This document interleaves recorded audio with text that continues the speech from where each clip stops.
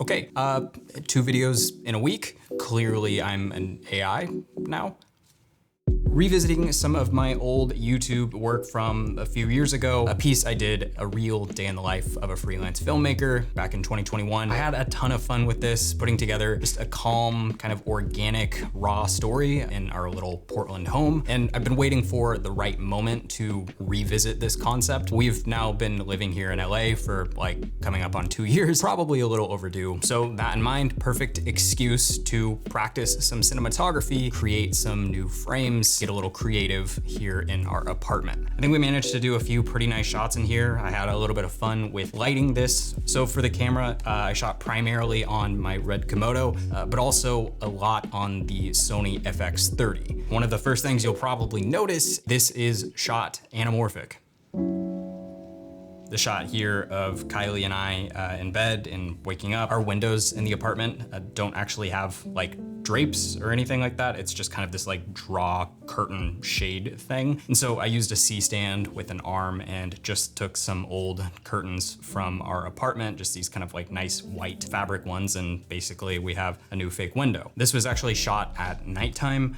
I just used the Forza 300B and just kind of let some of the light spill in through the edge, which kind of hits the back wall over here, kind of creates a nice little hot spot on the mirror. Lots of layers of contrast. Because the anamorphic has a wider frame, I was able to actually kind of like pull back further and shoot through the door frame of our bathroom, which kind of frame within a frame. One side's light and one side's dark. These shower shots, you guys have seen me do kind of a similar thing before, but this one I used a Nanlite Pavo tube. I used the grid on the tube just to control the direction of the light. I also kind of used some clamps to close off like half of it. So it was just right over the top of my head. I shot this actually through the glass, which I think kind of just adds some nice texture. Obviously the glass gets water droplets and steam on it. So a little bit grittier, a little bit less clean and sterile. This shot here definitely seems pretty simple, but same thing going on. Pretty sure this was at nighttime. Just had that Forza 300 shining through that curtain back behind me, looking like our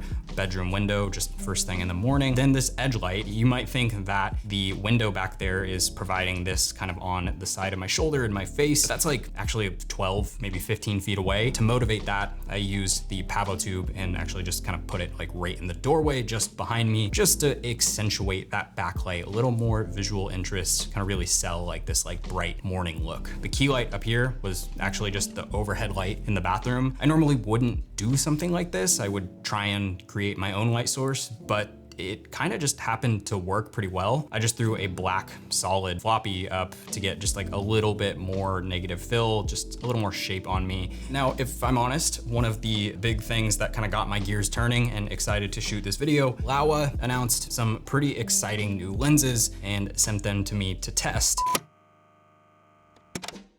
No money, I do get to keep them, but Laowa does not get to have any input on this video or my thoughts or opinions. These are the anamorphic zooms. The set is a 28 to 55 and a 50 to 100, both a T2.9 parfocal. A lot of you are probably familiar with anamorphic. Some of you could probably care less. I don't know, I kind of fall right in the middle. Like, I like them, but relative to the work that I do in the real world, both in the commercial space and narrative, and also YouTube content, obviously, it's just not like practical for me to use. So why was I interested in these? Well, they zoom.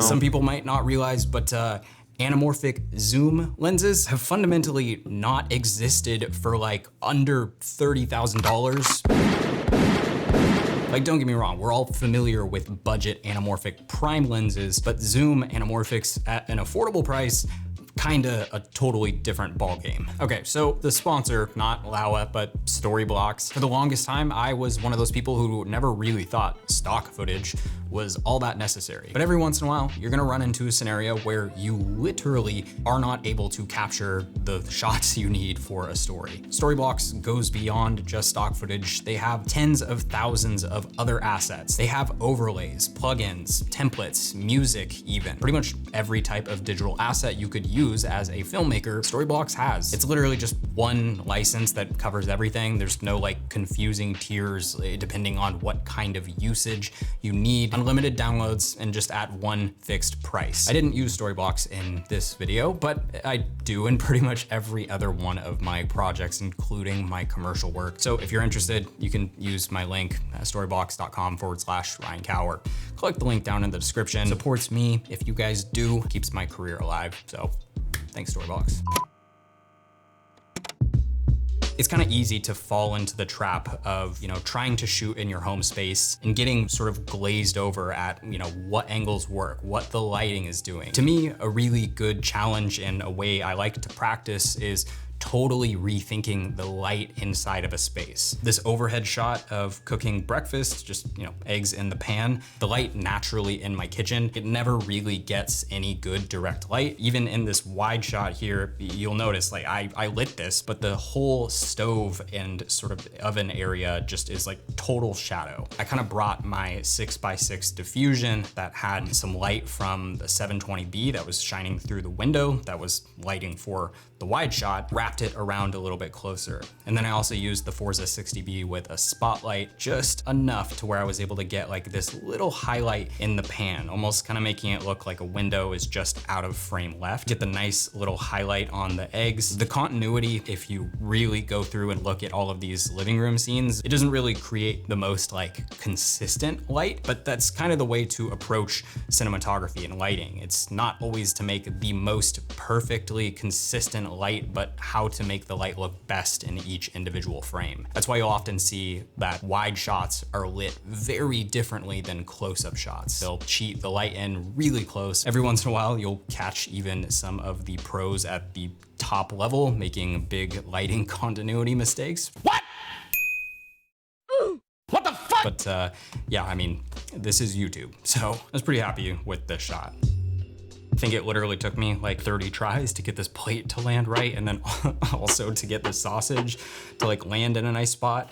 But the final take, it broke the yolk and it happened to land perfectly. So I don't know, always nice when things like that happen. Probably the easiest way to make a shot look good is to look for depth. Not just depth within the room or the space, but also how you position your lights, where you create light spots and dark spots, contrast and creating layers within your frame. This is kind of the same mindset I have when I'm outside and shooting landscapes and shooting exteriors, like just kind of finding the layers within a frame and putting things in the foreground, framing things from further away, making subjects smaller or, on one side of the frame. It's just all ways that you can kind of help create a certain feeling and impact within your composition. Also did a few shots on my slider. I don't use this thing all that often because, well, it's tedious to use the setup and keyframing and all that stuff. But camera movement when filming yourself is really hard, obviously, but it does add a lot to a shot. I think one of the most important tools and the biggest help for filming yourself is having a way to see your image without being behind the camera. I really like using this iPad. I have an app called Monitor Plus, which uses the camera's built-in Bluetooth and Wi-Fi connection, gives you like a full professional monitor layout. Like you can adjust all of your camera settings, you can do autofocus, you can do LUTs, like everything you need. Being able to walk around in the frame and see your image and adjust lights is truly kind of like a game changer. Try the Monitor Plus app on your phone. I think you'll be really surprised. I like this reflection shot a lot. I am pretty happy with it. It took me a while to kind of figure out how to frame this to like make it work. And I wasn't really sure if I should straighten the horizon for like the actual mirror or like the lines that are in the reflection. I kind of just split the difference. I think it works somehow. Up in the corner, you'll notice the flare kind of going across the frame. Almost looks like the sun is back there.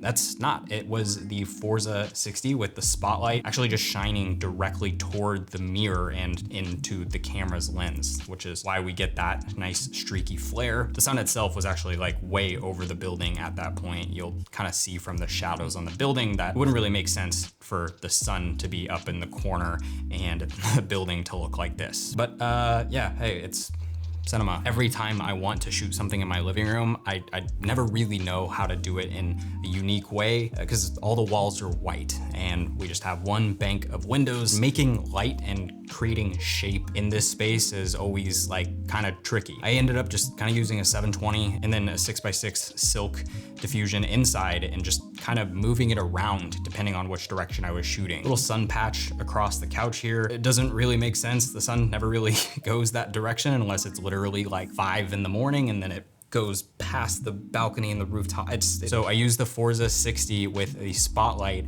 to add in hard light. So basically kind of combat not being able to have a lot of shadow within the frame. You can just add more hard light, create more dimension within your shot and on your subject. Not everything always needs a perfectly soft key light. Combining a soft light source with a hard light source, kind of start thinking about your lights more like building blocks that you can really stack together to make a more interesting looking image.